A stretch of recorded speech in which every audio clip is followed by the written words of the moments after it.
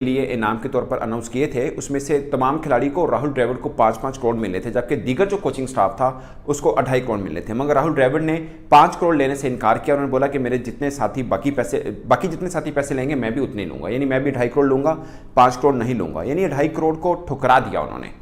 ये खबर मेरे लिए बहुत इंपॉर्टेंट थी। उसकी वजह है कि मैं सीधा इस खबर को पढ़ के 2017 में चला गया, जब पाकिस्तान चैंपियंस ट्रॉफी जीता था। तो जब प्राइस मनी डिस्ट्रीब्यूट हुई तो उस वक्त हमारे यहाँ बहुत बड़ा फड्डा हुआ था, वो मैं इस व्लॉग के अंदर डिस्कस करूंगा। मगर उससे पहले एक खास बात, पाकिस्तानी बहुत से क्रिकेटर्स के साथ इंटरेक्शन रहता है, जाहिर है डिस्कशन होती रहती है हमसाया देश में या बाकी क्रिकेटर्स के साथ लेकर रहती है। बट मैंने जितने पाकिस्तानी क्रिकेटर्स देखे हैं, एक होता है ना कि वैसे आप रिस्पेक्ट करते हैं, दूसरा होता है कि दिल से रिस्पेक्ट करते हैं। अगर पाकिस्तानी क्रिकेटर्स के बीच में मैंने अगर किसी को दिल से रिस्पेक्ट करते देखा है तो वो सचिन तेंदुलकर और राहुल द्रविड़, ये 2 करैक्टर हैं, और गंगोली को भी आप कह सकते हैं। ये 3 ऐसे क्रिकेटर्स हैं या करैक्टर समझ लीजिए जिनको पाकिस्तानी क्रिकेटर्स बहुत दिल से रिस्पेक्ट देते हैं। उसकी बहुत सी वजूहत हैं, उनमें से एक चीज़ ये भी है कि ये बंदे जैसे बोलते हैं ना कि अपने कुछ वैल्यू रखते हैं, कुछ उन्होंने अपनी ज़िंदगी में कुछ चीज़ें बना रखी हैं कि इसको क्रॉस नहीं होने देना। और ये पहली दफ़ा ऐसा नहीं हुआ कि राहुल द्रविड़ ने ये ठुकराया हो। 2018 में अंडर 19 वर्ल्ड कप उन्होंने एज ए कोच जीता था। उस वक्त उनके लिए बीसीसीआई ने 50 लाख अनाउंस किया, खिलाड़ियों के लिए 30 लाख और बाकियों के लिए 20 लाख। उन्होंने 50 लाख लेने से इनकार कर दिया था। उन्होंने बोला जितना बाकियों का होगा उतना ही मेरा होगा, मैं ज़्यादा नहीं लूंगा।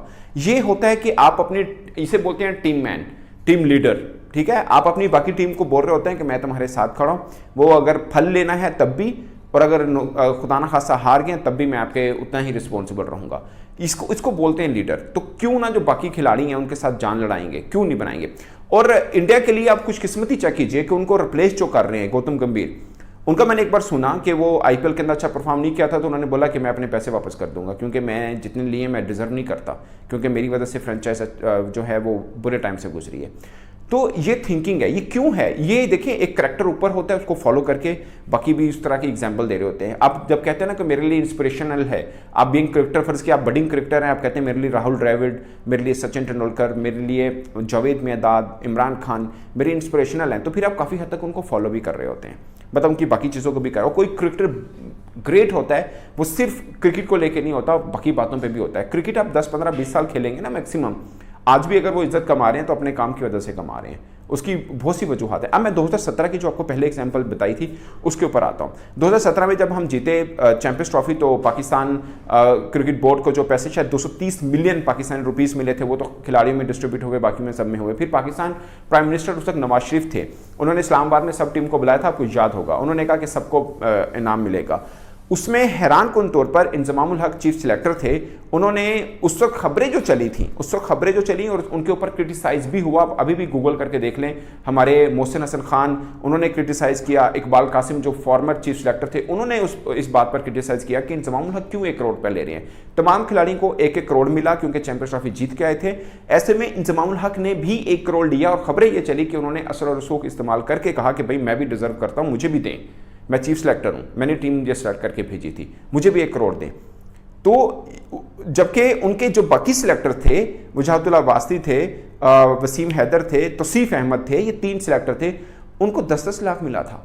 उन्होंने कहा नहीं, मैंने 1 करोड़ चाहिए। ये खबरें चली थी, अगेन जो खबरें उस वक्त चली थी, मुझे आज भी याद है, कोई बहुत दूर की बात नहीं, 2017 की बात है। तो प्राइम मिनिस्टर ने उन्हें 1 करोड़ रुपए इनाम दिया था, जबकि उनके बाकी सिलेक्टर को 10-10 लाख रुपए मिले थे। और ये इसलिए भी क्रिटिसाइज हुआ था कि इंजमाम उल हक 12 लाख सैलरी ले रहे थे, जबकि बाकी उनके जो सिलेक्टर थे वो महज 3 लाख सैलरी ले रहे थे, यानी आप $1000 समझ लीजिए कि वो ले रहे थे, जबकि इंजमाम उल हक जो थे ऑलमोस्ट $4500। मैं डॉलर्स में इसलिए बता रहा हूँ कि सबको अंडरस्टैंडिंग में आसानी रहे, इतनी सैलरी ले रहे थे। तो भी क्रिटिसाइज हुआ कि यार जब सिलेक्शन टीम बनी है तो तब पूरी की पूरी सिलेक्शन कमेटी को क्रेडिट जाना चाहिए, सिर्फ एक चीफ सिलेक्टर को क्यों जाना चाहिए। तो कितना बड़ा कद होता है। वो खुद कहते नहीं कि मेरे सिलेक्टर को 10 लाख मिला है, मैं भी 10 लाख लेना है, मैं इससे ज़्यादा नहीं लेना। इसके लिए दिल गुर्दा चाहिए होता है, इसके लिए आप अपना रूल सेट करते हैं, उसके लिए आप अपना करैक्टर बनाते हैं। और ये ऐसा नहीं है कि आपने एक बार ये किया तो बीसीसीआई ने कहा ठीक है मैं बाकियों को भी इतना देता हूँ, आप प्लीज़ ये रखिए। इससे पहले 2018 में इन्होंने ऐसा किया, उन्होंने 2018 में ऐसा किया। उन्होंने बोला 50 लाख नहीं, 50 लाख दे रहे थे, बाकी को खिलाड़ी को 30 लाख मिल रहा था और बाकी स्टाफ को 20 लाख मिल रहा था। उन्होंने बोला नहीं, मैंने भी उतना ही लेना है, ठीक है। या तो पहले भी ब्लाज हुए होते तब उन्होंने ये वाली दोबारा चल रही होती कि खैर है पहले भी मैंने सारण मिल गया सन, अब भी के अकोमोडेशन हो जाएगी सबकी। तो BCCI ने कहा कि इनके सेंटीमेंट्स की हम रिस्पेक्ट देते हैं, तो इट्स ओके जितना वो लेना चाहें। ये नहीं है कि उनकी इस ट्रिप के बाद उनको सबको पैसे मिल जाएंगे और वो हीरो बन जाएंगे, ऐसा नहीं है। वो नहीं ले रहे तो वो नहीं ले रही हैं। और मैंने MS धोनी की भी ये पैसों के वाइज बड़ी सी ऐसी कहानियाँ सुन रखी हैं कि वो भी इस मामले में अपने रूल को फॉलो करता है, वो इस चीज़ की तरफ चाहता है, इसलिए पैसा इनके ऊपर आशिक है। ये नहीं कि मार्केट बड़ी है, ये कि कद काट भी बड़ा है। विद ड्यू रिस्पेक्ट और भी बड़े बड़े क्रिकेटर हैं जो बहुत बड़े कद के हैं, मगर इस वाइज उनको इंडियन फैंस भी उस तरह से पसंद नहीं करते जितना वो राहुल द्रविड़, सचिन को, MS धोनी को करते हैं, क्योंकि गंगोली को करते हैं। मतलब पाकिस्तानी फ़ैन के पास चले जाएं वो भी इन सब का नाम लेंगे कि यार कोई मिला नहीं है उनसे, कोई मिला नहीं है। यही खबरें सुन के और देख कर लगता है कि हाँ यार बड़े हैं। हम पाकिस्तानी जर्नलिस्ट जब राहुल द्रविड़ की प्रेस कॉन्फ्रेंस अटेंड करते थे, हमें बड़ा लगता था कि यार एक विजनरी बंदा बात कर रहा है, क्योंकि जब आप अपनी पॉलिसी, अपने रूल सेट करते हैं और उसके ऊपर खड़े रहते हैं, सेट करना इज समथिंग एल्स, खड़े रहना इज समथिंग एल्स, तो बड़ी बात होती है। मुझे आज भी याद है, मैं खैर फील्ड में नहीं था, बट पाकिस्तान के बड़े सीनियर जर्नलिस्ट ये गुफ्तगू करते होते थे कि यार फिलहाल पाकिस्तान का बड़ा ग्रेट बॉलर रहा है, बहुत बड़ा ग्रेट है, आज भी लोग उनको मानते हैं। और उन्होंने अपनी रिटायरमेंट की खबर तक को बेचा था कि मैं रिटायर हो रहा हूँ। उन्होंने एक न्यूज़ जो हैं ब्रिटिश न्यूज़, उनको सेल की थी अपनी रिटायरमेंट की न्यूज़, जो उनके ऊपर बातें होती हैं। वो बहुत बड़े ग्रेट पाकिस्तान के हैं, आज भी उनको मानते हैं कि पाकिस्तान के बहुत बड़े वो क्रिकेटर रहे हैं, सब कुछ है, मतलब एज ए क्रिकेटर तो सब उनको मानते हैं। बट मैं आपको बता रहा हूँ कि उन्होंने अपनी रिटायरमेंट तक की खबर को बेचा, कि मतलब वो भी पाकिस्तान में अनाउंस नहीं किया था, वो भी बाहर किया था अनाउंस। तो ये जर्नलिस्ट खुद कहते हैं कि यार ये शायद मुनासिब चीज़ नहीं है। मैं वैसे बात कर रहा हूँ, पॉइंट इज़ के आपको क्रिकेटर बड़ा बनना है, आपको इंसान भी बड़ा बनना है, आपको वैसा कद काट भी रखना है कि लोग आपकी तारीफ़ करें कि यार ये बंदा भी बड़ा है, क्रिकेटर तो बड़ा ही है, उससे बड़ा ये इंसान भी है। तो ये दोस्तों, ये कहने को एक छोटी सी बात है कि यार उसने 5 करोड़ नहीं लिया 125 करोड़ में से, उसने बोला नहीं यार मुझे भी आप 2.5 करोड़ दो। और जो डिवीजन की गई, डिवीजन ये थी कि 5 करोड़ विनिंग टीम को, जो खिलाड़ी हैं उनको मिलेगा, 5 करोड़ ही कोच को मिलेगा, फिर जो स्टाफ है उनको 2.5 करोड़ मिलेगा, जो ट्रैवलिंग जो हैं उनको 1-1 करोड़ मिलेगा ट्रैवलिंग में, और जो बाकी स्टाफ के लोग हैं उनको 1-1 करोड़ मिलेगा। तो राहुल द्रविड़ ने बोला कि नहीं मुझे भी आप 2.5 करोड़ दीजिए, मैंने 5 करोड़ नहीं लेने क्योंकि मेरे बाकी साथी 2.5 ले रहे हैं तो मैं भी लूँगा। यानी उनके साथी कौन है? कोचिंग स्टाफ के अंदर बाकी जो हैं।